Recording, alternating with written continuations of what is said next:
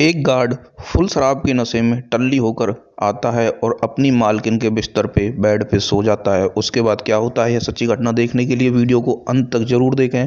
दोस्तों, हम अपनी वीडियोस में ऐसी ही घटना बनाते हैं जिससे कि आपके जीवन में कोई ऐसी घटना ना हो सके और आप सावधान रहें, सतर्क रहें। तो क्राइम फैक्ट स्टोरी चैनल के माध्यम से यह घटना आपके लिए लाई जा रही है। दोस्तों, एक राजस्थान सिटी के, एक राजस्थान विलेज के गाँव की ये घटना है जिसमें एक आदमी रहता है जिसका नाम प्रदीप होता है। वह अपने घर में अकेला होता है। एक गांव में उसका घर होता है, काफ़ी प्रॉपर्टीज होती है, बहुत ही बड़ा घर होता है। तो वह उसकी 1 साल पहले ही शादी होती है और उसकी पत्नी का नाम पूनम होता है जिसकी उम्र 24 साल होती है। दोस्तों, क्या होता है कि प्रदीप की एक सरकारी नौकरी होती है जो कि पास ही में राजस्थान के एक सिटी में, एक शहर में होती है। तो वह अक्सर घर से बाहर रहता है, अपनी नौकरी करता है, ड्यूटी करता है।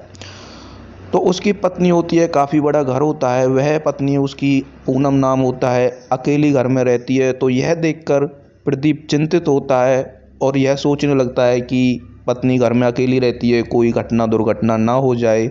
तो वह फ़ोन करके अपनी पत्नी से पूछता है कि तुमको कोई प्रॉब्लम तो नहीं है, तुम अकेली रहती हो? तो पत्नी बोलती है, नहीं, मुझको कोई प्रॉब्लम नहीं है, मैं अकेली नहीं, मेरे पास साइड वाले आस पड़ोसी हैं, चाचा चाची हैं। लेकिन प्रदीप को इस चीज़ से सहमत नहीं होता है और वह एक गार्ड रखने की सोचता है। वह सोचता है कि मैं एक गार्ड रख लूँ जिससे कि घर की भी सेफ्टी रहेगी और पत्नी को भी सिक्योरिटी मिलेगी और जो घर का काम है वो गार्ड घर का काम भी कर दिया करेगा। तो यह देखकर वह एक गार्ड रख लेता है। एक गार्ड होता है जिसका नाम नवीन होता है, वह उसको हायर कर लेता है। तो वह अपनी पत्नी को फ़ोन करके बोलता है कि मैंने तुम्हारे लिए एक गार्ड रखा है और जो भी तुमको कोई काम हो, कोई सामान मंगाना हो, शहर से कोई खाने पीने का सामान मंगाना हो, तो तुम नवीन को बोल देना, वह तुम्हारे लिए सामान भी ला दिया करेगा और हमारे घर की भी सेफ्टी हो जाया करेगी। तो नवीन अपने गार्ड का काम करना स्टार्ट कर देता है। जो पूनम होती है उसको पता चलता है कि नवीन के घर की हालत बहुत ही ख़राब होती है। तो वह नवीन को बोलती है कि तुम ऐसा किया करो कि जो तुम्हारी सैलरी है 15,000 रुपये, यह सीधा अपने घर भेज दिया करो और तुम्हारा जो खाने पीने का खर्चा है वो हम अलग से दे दिया करेंगे। यह सुनकर नवीन उनका बहुत ही शुक्रिया अदा करने लगता है और उनसे बोलता है कि आपकी बहुत बहुत मेहरबानी, आप मेरे ऊपर इतना एहसान कर रहे हैं।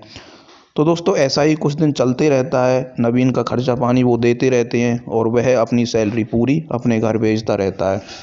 तो क्या होता है, एक दिन नवीन का दारू पीने का मन करता है। दोस्तों, क्या होता है, वह अपनी मालकिन पूनम से पैसे लेके जाता है और कुछ ज़्यादा ही दारू पी के आ जाता है। जैसे ही वो घर की तरफ आता है तो वह अपनी मालकिन के कमरे में जाकर उसके ही बिस्तर पे लेट जाता है और उसके साथ छेड़खानी करने लगता है। नवीन शरीर से हेल्थी होता है, पुष्ट होता है और अपनी मालकिन को रेप कर देता है, अपनी मालकिन के साथ अवैध संबंध बना लेता है, रेप कर देता है।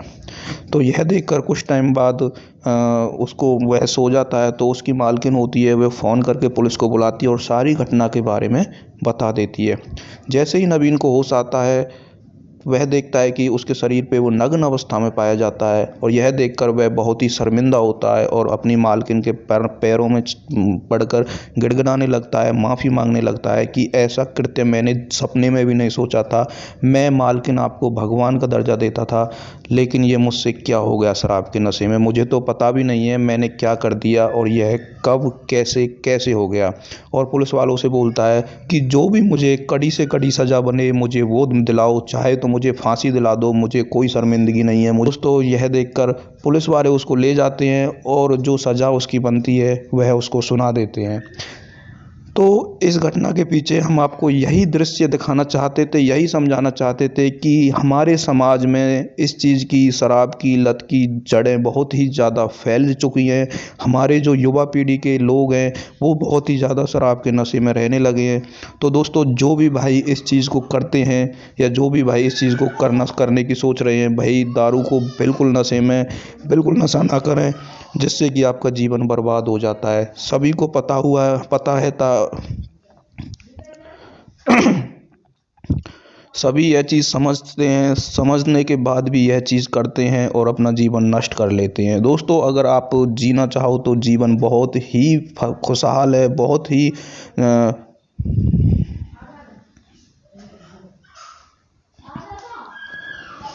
दोस्तों सभी यह चीज़ को जानकर सोच कर कि यह चीज़ गंदी है, इस चीज़ से हमारा जीवन बर्बाद हो रहा है, हमारा घर बर्बाद हो रहा है, फिर भी यह चीज़ को नहीं छोड़ते हैं। तो दोस्तों अगर आप जीना चाहो तो जीवन बहुत खुशहाल है, बहुत ही अच्छा है। अगर आप इस चीज़ को छोड़ के जीवन जीना चाहो तो बहुत ही आप आगे जा सकते हो, कुछ भी आप अपने जीवन में कर सकते हो। कोई भी चीज़ नामुमकिन नहीं है, लेकिन इस नशे पत्ते से दूर रहें। कैसा भी नशा पत्ता हो सभी समाज के लिए हानिकारक होता है, जिससे आपकी फैमिली और आपकी घर नष्ट हो जाता है। तो दोस्तों अगर आपको हमारी वीडियोज अच्छी लगती हैं तो हमारे चैनल को सब्सक्राइब ज़रूर करें, और अगर आप फेसबुक पर देख रहे हैं तो चैनल को फॉलो करें। हम आपके लिए ऐसी ही सच्ची घटना लाते रहेंगे। मिलते हैं अगले एपिसोड में। सावधान रहें, सतर्क रहें। तब तक के लिए जय हिंद, जय भारत।